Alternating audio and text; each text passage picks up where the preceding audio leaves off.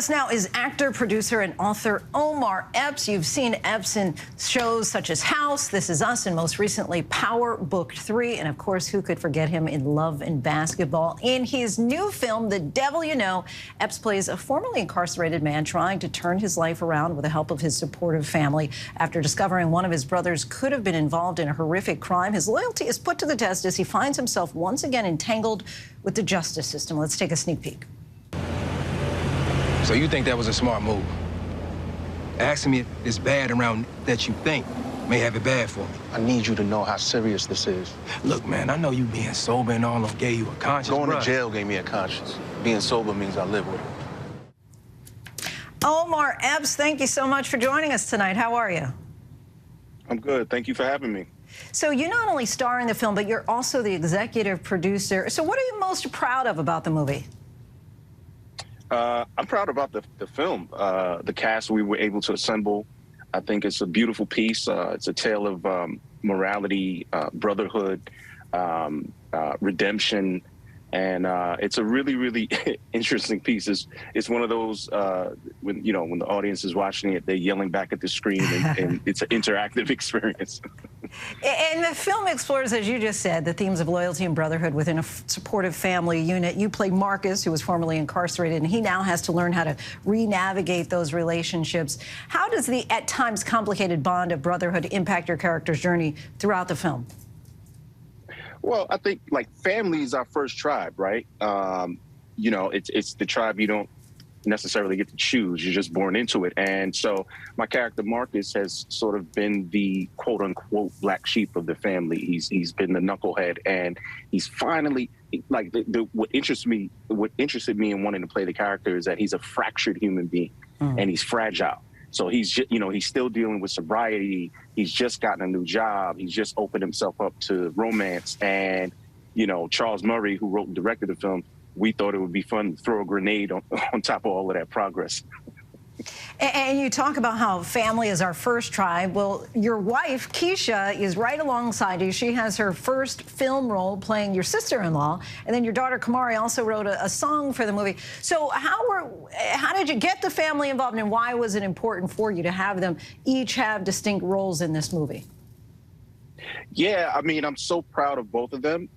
With my wife, she's been training for years with the great Tasha Smith, who's a wonderful actress, wonderful director, filmmaker, and she has an incredible acting school for people in the Los Angeles area. They know about that. But and with my daughter, she's an aspiring, singer-songwriter, and she's been doing it since she was young as well. And the only thing that sucks is I didn't come up with those ideas.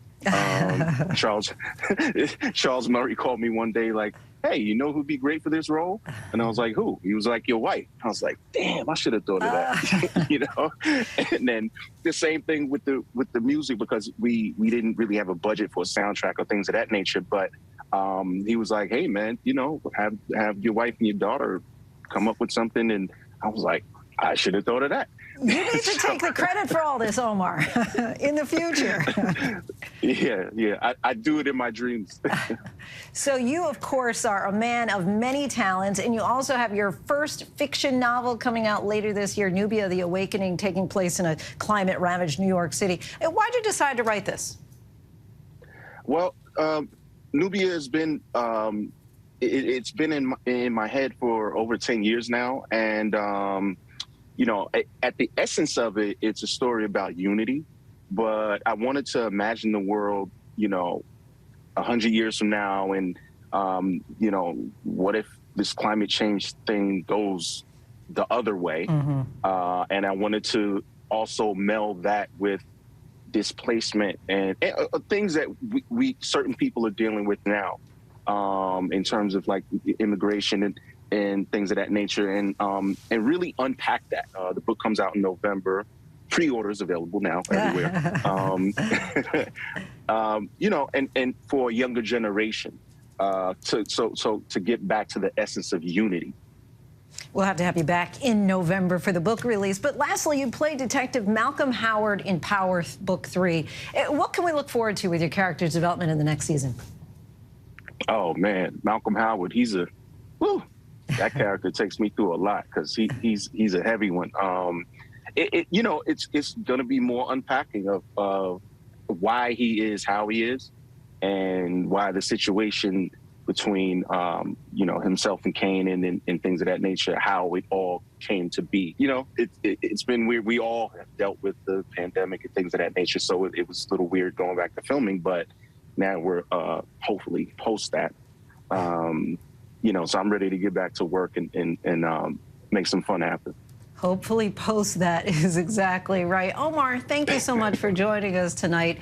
The film The Devil You Know is available to watch on streaming platforms and on demand. Hi everyone, George Stephanopoulos here. Thanks for checking out the ABC News YouTube channel. If you'd like to get more videos, show highlights, and watch live event coverage, click on the right over here to subscribe to our channel, and don't forget to download the ABC News app for breaking news alerts. Thanks for watching.